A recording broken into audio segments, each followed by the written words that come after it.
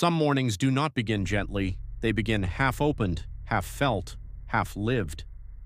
Inside a small, quiet home, she moved from one corner to another, a cream cardigan over her shoulders, a dusty blue kurta slightly creased from everyday wear, her tan canvas bag hanging from one arm, the breakfast table still holding the softness of family life, 2 cups, a steel jug, a half-finished plate, morning light touching the wooden edge. Nothing was wrong, and yet everything felt slightly rushed. She stepped out into the lane with quick feet and unfinished thoughts. The neighborhood was already awake in its own quiet way. She walked faster, then faster again. But the strange thing about rushing is that the world never rushes with us. The trees still move slowly, sunlight still falls softly, and the morning still unfolds at its own patient speed. That is the first lesson life teaches us almost every day. Just because we are in a hurry does not mean life will hurry too. And then it happened. The small, ordinary disappointment that somehow feels bigger than it should. By the time she reached the bus stop, the bus was already leaving, not dramatically, not cruelly, just leaving. She stood there with one hand on her bag strap, breathing lightly, watching it disappear down the road. And in that tiny moment, something very human happened. Not anger, not sadness, just that quiet feeling we all know. I tried, but I was still too late. And maybe that is why missed things hurt, not because they are huge, but because they remind us that we cannot control everything.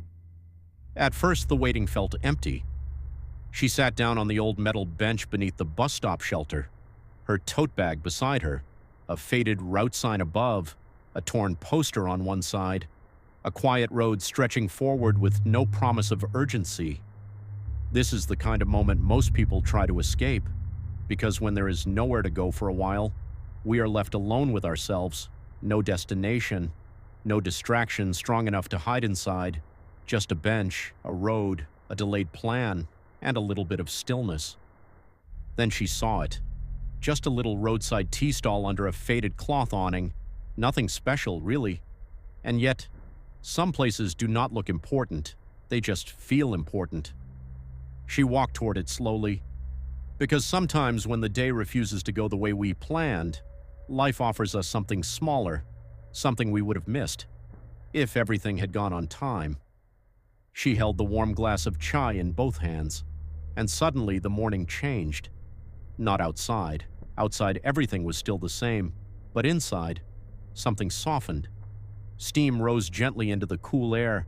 Sunlight touched the rim of the glass, and for the first time that day, she was not thinking about being late. She was simply there. That is the strange power of small things. A warm cup, a quiet pause, a breath taken properly, and because she had nowhere urgent to be for a while, she finally began to notice life. A schoolboy adjusting the heavy strap of his backpack, an old man folding his newspaper with practiced hands, a woman carrying vegetables the same way she probably had 100 times before. No one was doing anything extraordinary, and that was the beauty of it.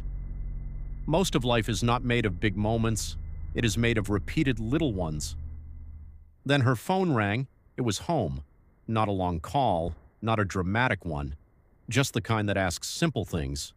Did you eat? Did you reach? Come back safely. And maybe that is love in its purest form. Sometimes love sounds like reminders, like concern hidden inside ordinary questions, like someone remembering you in the middle of their own routine.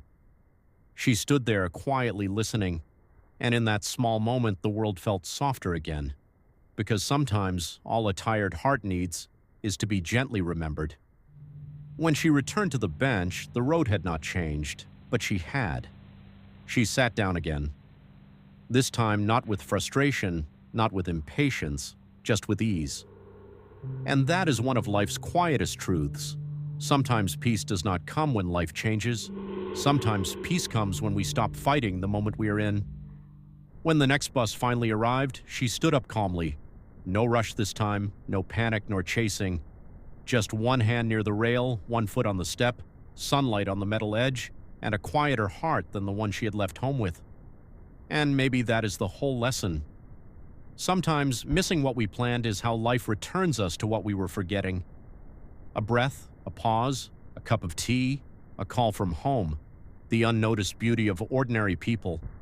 So if life ever makes you late, if something leaves before you arrive, if the day does not go the way you planned, do not be too quick to call it a bad day, because sometimes a missed bus is not a mistake. Sometimes it is an invitation to finally notice your life. Thanks for watching. I hope you enjoyed the video. Don't forget to like, comment, and subscribe. See you in the next one.